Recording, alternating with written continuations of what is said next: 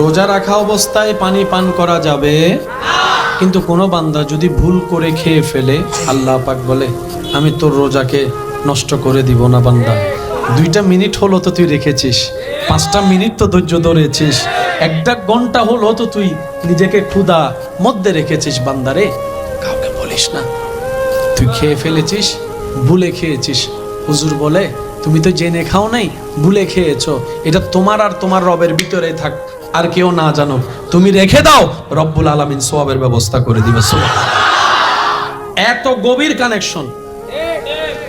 আমরা এই জীবনে না পাওয়া নিয়ে যতটুকু আফসোস করছি, পাওয়া নিয়ে কি অতটুকু শুকরিয়া আমরা আদায় কেউ করতে পারছি?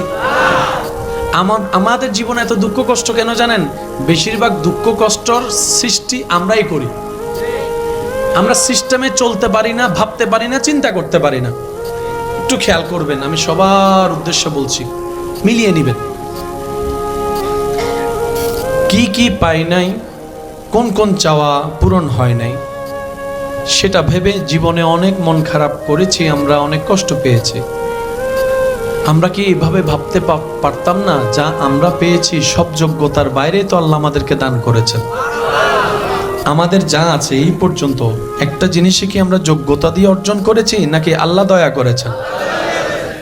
বিপদ আপদ দিয়ে মন খারাপ অনেক করেছি, কিন্তু আমাদের রহমান আমাদের অজান্তে কত বিপদ থেকে আমাদেরকে রক্ষা করেছেন আমরা খেয়ালও করি নাই। আর একটু জোরে বলেন।